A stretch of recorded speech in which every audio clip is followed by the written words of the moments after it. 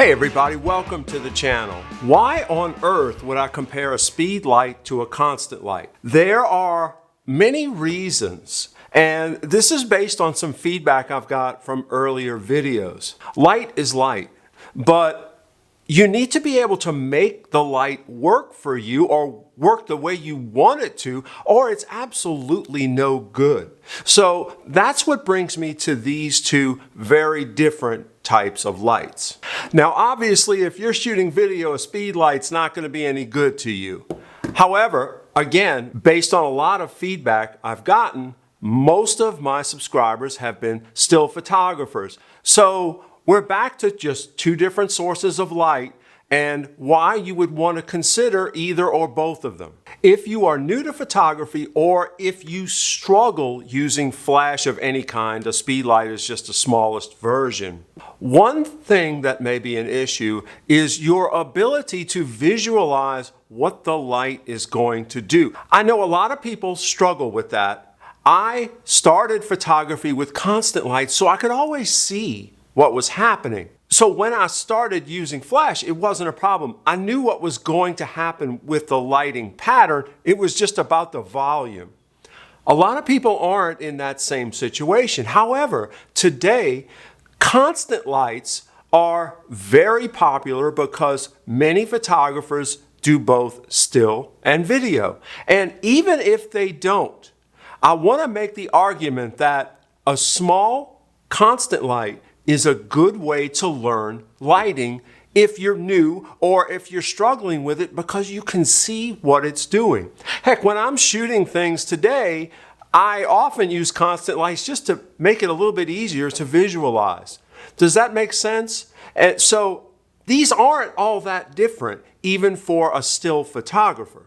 I've done a lot of other videos on flash and speed lights. You can go check those out for reviews of different speed lights and techniques to use them. What's a little different for this video is I was given this light by Zune sometime back. I've not reviewed it or talked about it yet, so I'm going to talk a little bit about what makes this light tick, why I want to like it, and why it might work for you compared to a speed light. So let me go through the pros and cons and the features of this light versus a speed light. Okay, first, why am I even comparing these two devices? They're very different. One's a constant light and one is a flash. Well, the reason, number one, is size. As you can see, they are comparable in size in terms of what you would throw in your bag for lighting. After that point, everything changes. So first, let me talk a little bit about this light.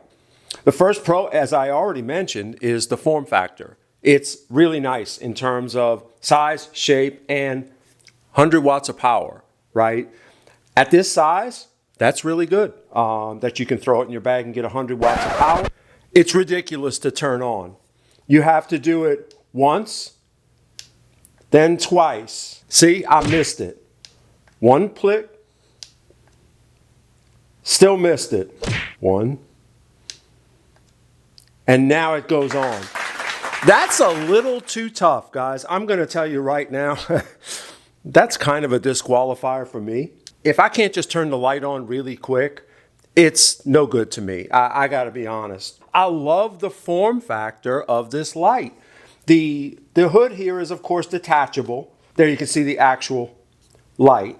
Okay, so if you manage to get it to turn on, you'll see the battery indicator light here, and you've got a dimmer switch up here. So far, so good. All the percentages of how much lighting you're putting out is up here. I'm okay with that. It doesn't have to be perfect in terms of percentage, because I'm going to meter anyway. Here's where I have the issue. This is the color temperature, and it's marked, but you're basically guessing. It's not close enough. I can't actually hit a mark here and say that's 3,200 or that's 5,600. It's kinda. Again, it's okay. Maybe it's not important for you. For me, I like the color temperature to be constant, so I don't have to do a white balance. If you don't care about doing white balance, this might be fine for you. So As a fill light, you're going to lose some of this power going through a diffuser.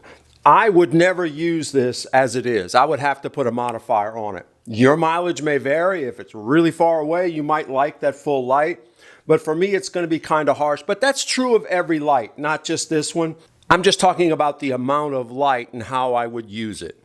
Okay, let's talk about these in terms of still photography. Now, in terms of still photography, it's going to depend on how you feel about ISO.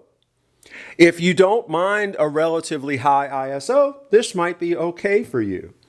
But to use this, let's say as a single light, you're going to, in a room inside without much ambient light, you're going to be at least at ISO 800.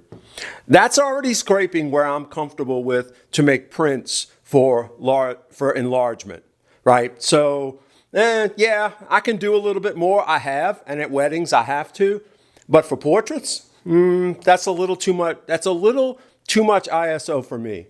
Hands down, this is going to put out more light. A Speedlight will put out a whole lot more light than this in the same size package. So if you have no need for video, hands down, this is going to be the most bang for the buck in terms of the quantity of light. Like I said at the beginning of this video, I really want to like this light, but I can't say that I really do. Here's a link to a video with a much better light from June that you may like. Thanks for watching. Until the next video, cheers.